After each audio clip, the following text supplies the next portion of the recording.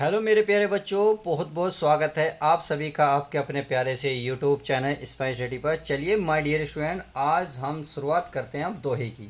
तो जैसे कि आप सभी को पता है हिंदी की वीडियो चल रही है, तो चलिए आज हम दोहे की पार्ट नंबर 3 धनुष भंग से दोहे चल रहा है। तो चलिए दोहे को बड़े ध्यान से पढ़ेंगे, एक एक पॉइंट बड़े गहराई से बताऊंगा, बस आप ध्यान से पढ़ते जाइएगा और इसकी तैयारी कर दिया, क्योंकि एग्ज़ाम के पॉइंट ऑफ व्यू से बहुत मोस्ट इम्पोर्टेंट ये आपका दोया होने वाला है। तो चलिए बिना किसी देरी के शुरुआत करते हैं। यहाँ लिखा हुआ है, देखिए। अब मैं पहले बता दूँ ये बात है क्या। मंत्र परम लघु जासु बस विधि हरि हर सुर सर्व महामत गजराज कहूँ बस कर अंकुश कर। यानी कि जो इस दोहे में जो बात हुई है वो सीता जी की जो माता है उनकी सखी सीता जी को, माता जी को, सीता जी की जो माता है उनको समझा रही हैं कि हे रानी, मंत्र परम लघु, यानी कि मंत्र लघु छोटा होता है, यानी कि छोटा होता है, लघु माने छोटा, मंत्र जरूर छोटा आता है। जासु बसु यानी कि जिसकी सहायता से या जिसके बस जिसके सहायता से विधि हर हरि हर सुर सर्व, यानी कि जिसके वश में, हरिहर का मतलब है यहाँ पे ब्रह्मा विष्णु महेश और सुर माने देवता, सर्व माने सभी। जिस मंत्र जरूर छोटा होता है जिसके वश में ब्रह्मा विष्णु महेश और सभी देवता आते हैं। सही है, इसका मतलब ये हुआ। चलिए देखिए, मैं आपको बता रहा हूँ, फिर आपको नोट्स भी दिखाऊंगा, चाहो तो आप स्क्रीनशॉट लेकर आराम से समझ सकते हो।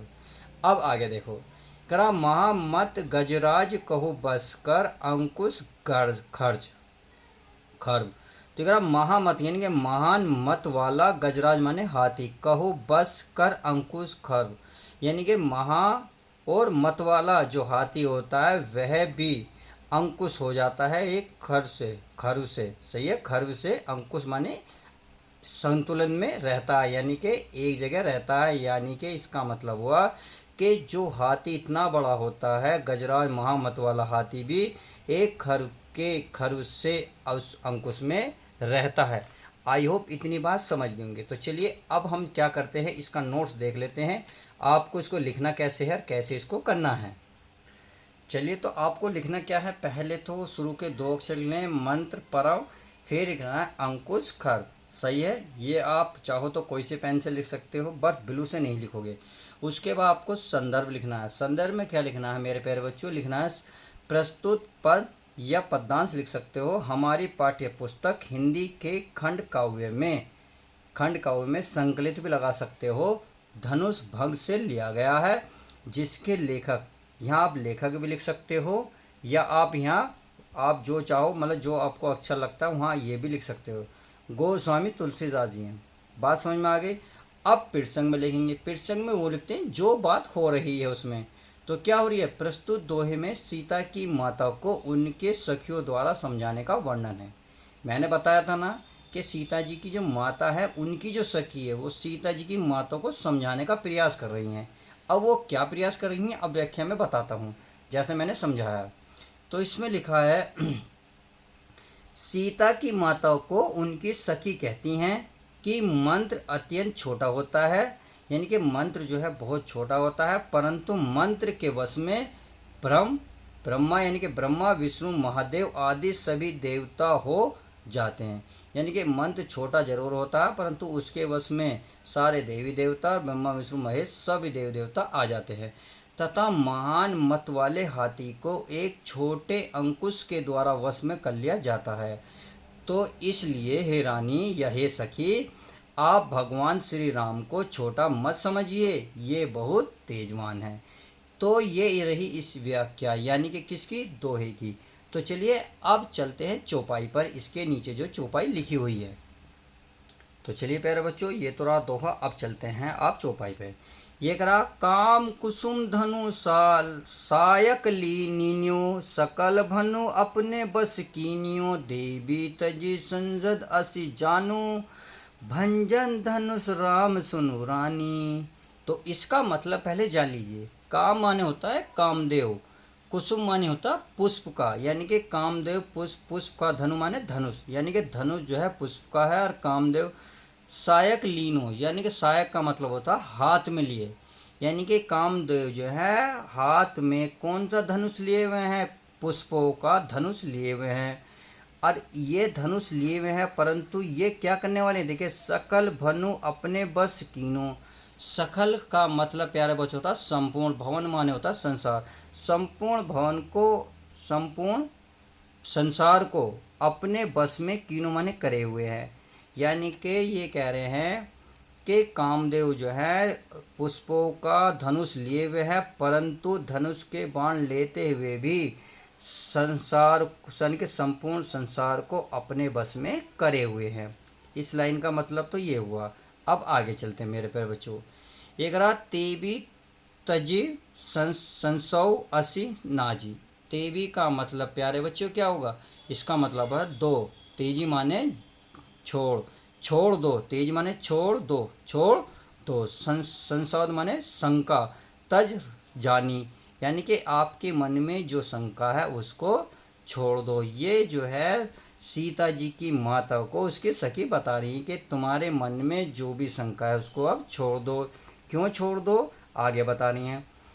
भंजन धनुष राम सुनु रानी। भंजन माने होता तोड़ना, धनुष माने धनुष को, राम माने राम, यानी कि राम धनुष को, सुनु रानी, हे रानी सुनो, राम जी धनुष को भंजन माने तोड़ देंगे, अपने मन में जो शंका उसको छोड़ दो। इस लाइन का पूरा मतलब ये हुआ। देखिए मैं आपको नोट्स भी दिखाऊंगा बाकायदे, आप स्क्रीनशॉट लेके आराम से पढ़ सकते हैं। अब आगे क्या कर आप पढ़ते हैं। सखी बचन सुनी भे परतीति। सखी बचन यानी कि सखी का वचन, यानी कि सखी की बात सुनकर, सखी की बात सुनकर भे प्रीति, प्रीति माने होता प्रेम, यानी कि सखी की बड़े प्रेम से बात सुनी। मिटा विसुदु बड़ी अतीत प्रीति।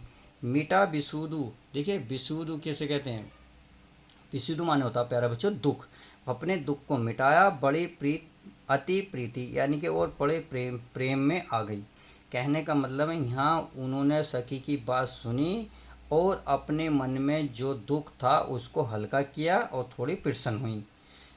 तब राम ही बिलोकिक विदेही। तब राम ने, बिलोकी माने देखा, विदेही माने सीता की ओर, बिलोकी माने होता देखना और विदोही माने आप सीता जी की ओर। तो राम ने तब सीता जी की ओर देखा, तब उन्होंने क्या पाया, देखिए आगे बोल रहे हैं। सभ्य हृदय बिनुमति जेहि तेहि। सभ्य प्यारे बच्चों, सभ्य का मतलब होता है देखो यहाँ डर, यानी कि हृदय में डर था, यानी कि थोड़ी डर रही थी।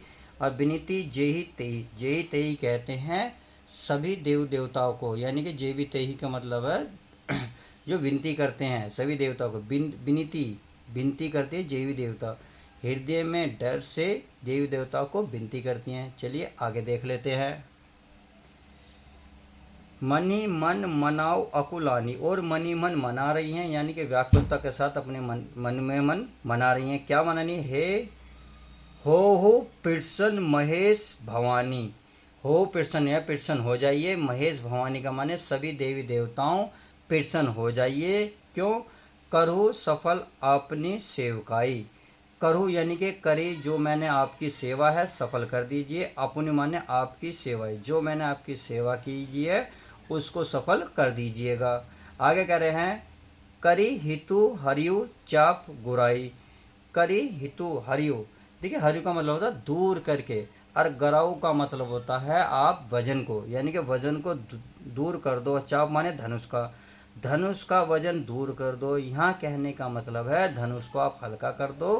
क्यों, क्योंकि वे चाहती हैं राम जी उस धनुष को तोड़ दें। सही है, आगे चलते हैं। गगन नायक वरदान देवा। गगन नायक वरदान देय का मतलब है गगन नायक और वरदान देयक देवता, यहाँ पे गणेश जी के लिए लगाया गया है। हे गण नायक और वरदान देवता गणेश जी, आजू लगे कीन्हू त्वा सेवा। आज ही के लिए, कीन्हू माने करी है, आज ही के लिए करी है, तऊ सेवा नहीं कि तुम्हारी सेवा मैंने आज ही के लिए करी है। बार बार विनती सुनो मेरी, बार बार मेरी विनती सुन लो। कहो चाप गुरुता अति थोड़ी, और इस धनुष को बहुत आसानी से तोड़ दें, इसलिए मैं आपकी विनती करती हूँ। थोड़ी माने तोड़ दें, चाप माने धनुष को, ठीक है, थोड़ी माने तो हल्का कर दें। सही है, थोड़ा हल्का कर दो ताकि राम जी उस धनुष को तोड़ दें। आई होप इतनी बात समझ में आ गई होगी। चलिए अब इसकी व्याख्या को हम ध्यान से देखते हैं। चलिए मेरे प्यारे बच्चों, आपको क्या लिखना है, काम कुसुम लास्ट के अति थोड़ी, सही है, आप बीच में डैश डैश कर सकते हैं। अब रही बात संदर्भ की, संदर्भ आपको वही लिखना है जो आपने ऊपर लिखा हुआ है, सही है, संदर्भ तो वही रहेगा। प्रसंग हाँ जरूर थोड़ा हो जाएगा, आपको प्रसंग में क्या लिखना है, प्रस्तुत दोहा नहीं लिखना है प्यारे बच्चों, यहाँ क्या लिखना है, आपको चौपाई लिखनी है। चौपाई में सीता जी की माता को उनके सखियों द्वारा समझाने का वर्णन किया गया है। अब व्याख्या सुनिए, व्याख्या मैंने समझा दिया, अब व्याख्या को जरा देख लीजिएगा। यहाँ क्या है, सीता की माता को उनकी सखी कहती हैं कि कामदेव ने फूलों का धनुष लिए संपूर्ण संसार को अपने वश में कर लिया है, इसलिए हे माता या हे सखी आप अपने संयम को त्याग दो, यानी कि आपके अंदर जो डर है उसको आप त्याग दो। भगवान श्री राम धनुष को तोड़ देंगे। उनकी इस प्रकार की बातें सुनकर सीता जी की माता के मन का कष्ट दूर हो गया, यानी कि उनके मन में जो डर था वो क्या हुआ, कम हुआ। क्यों, क्योंकि उन्होंने अपनी सखी की बातें सुनी थी, उसने बहुत अच्छे से समझाने की कोशिश की थी।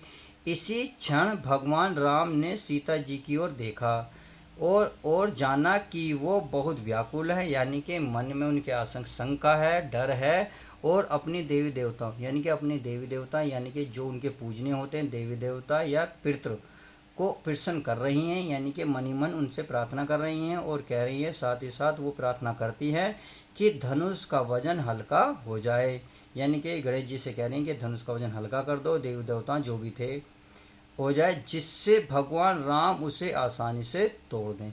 तो इस तरीके से हम इसकी व्याख्या कर सकते हैं। तो आई होप आज की वीडियो में बस इतना ही रखते हैं। चलिए मिलते हैं किसी और नेक्स्ट वीडियो के साथ, जब तक के लिए तो good bye, take care, love you guys. यदि वीडियो पसंद आती है तो वीडियो को लाइक करना ना भूलें।